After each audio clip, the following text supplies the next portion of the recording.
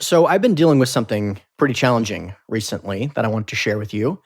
And I didn't really know what the key takeaway was of this challenging thing that I've been going through. And so I've been thinking about it, going through it, and then kind of contemplating what is the lesson here. And then recently it came to me. So I'll share a quick story and then we'll jump into some of the lessons. So, as you guys know, I like to lift weights. And about a year ago, I started working towards the path of learning Olympic lifting, which requires some flexibility in the wrists and doing things like bending your wrist backwards and putting a lot of weight on that wrist. And I actually broke a piece of a bone in my wrist and had to get surgery on that bone. And the recovery period was supposed to be about 2 months. And after 2 months, my motion was very limited. And I was kind of concerned that if I went to the gym and continued to work out the way that I typically work out, that I was going to injure myself again. And so that's what actually inspired me to run the LA Marathon. So after the marathon, I went back into the gym and started working on it, realized, man, this is just extremely limited. Gone through all this physical therapy, and I really hit a dead end. And it is just for fun, obviously, to work out, but it's a huge part of my livelihood. And so I thought, what am I going to do? I can't bench press. I can't squat because my wrist can't turn that far to actually hold a bar. So extremely, extremely limited.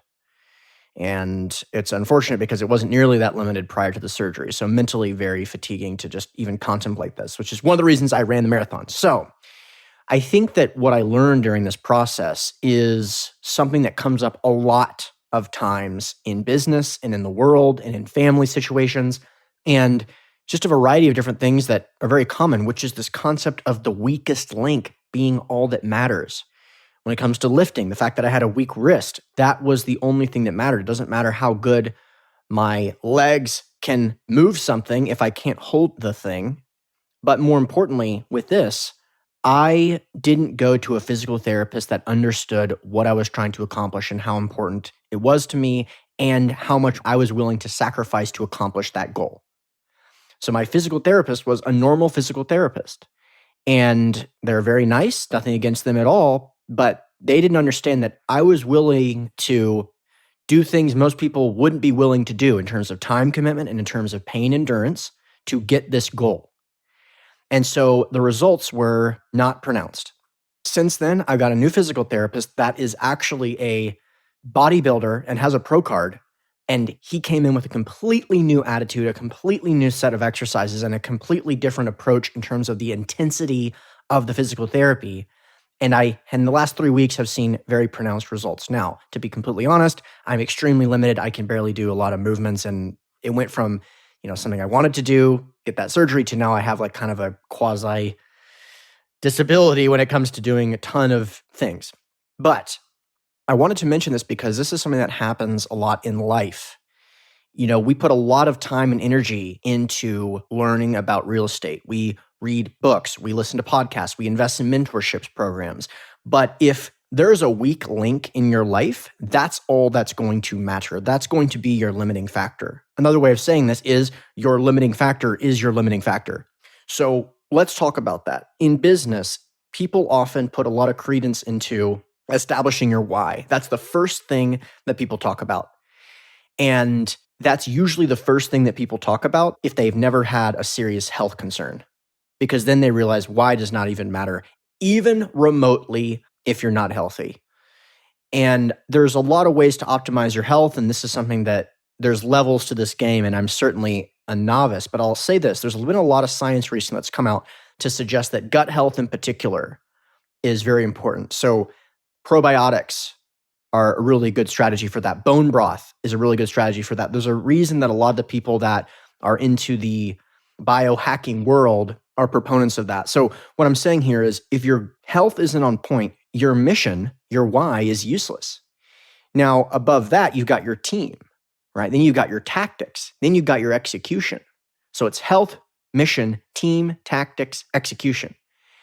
And if any of those are lacking, that's going to be the biggest factor. But in that one, it's an order of importance. So if you don't have your health on point, your why is meaningless. If you don't have a mission, it doesn't matter how good the team is. They're going to be acting in different ways. And only when you have the team does it matter what the tactics are. only if you have the tactics in place are you going to be able to execute. So that's really important. This is something that comes up in cybersecurity as well. You can go through all these password protection, two-factor authentication, but the way that someone's going to get hacked is because of the weakest link. It's going to be giving email access to some developer that loses it or sends it to someone else and something like that. If you guys ever watched The Wire, my favorite television show, by the way, this is actually something that takes place there, where you can do all of the maneuvers you want. If you're trying to hide selling drugs, for example, which is what that show is all about, you can get burner phones. You can not talk on the phone. You can change up the spot where the drugs are dropped off, whatever. The weakest link is typically if someone else gets in trouble, the pressure gets put on them, the police are able to turn them and roll them over. So it's really, really important. Like you can go put all this work into something and just not get the result because of the weakest link. When it comes to investing specifically, due diligence is critical. I spend a ton of my career talking about the importance of due diligence and what you have to do and running background checks and criminal checks and who to invest with and how to calculate a cap rate and what a debt service coverage ratio is and what kind of cap rate expansion should be applied to different purchases. But here's the thing. If you do all that perfectly and you don't have a good, solid asset protection plan, that can be all wiped out. Something goes wrong. So take an analysis of the things that are most important to you, your health, your family, your money, and figure out what the weakest link is and raise the bar because your limiting factor is your limiting factor. With family, it's really important, right? Focused time, that's just so critical, that focused time where there's no interruptions. Core values as a family, which by the way, Chrissy and I have our core value as a family, which is enjoy life deeply and lightly.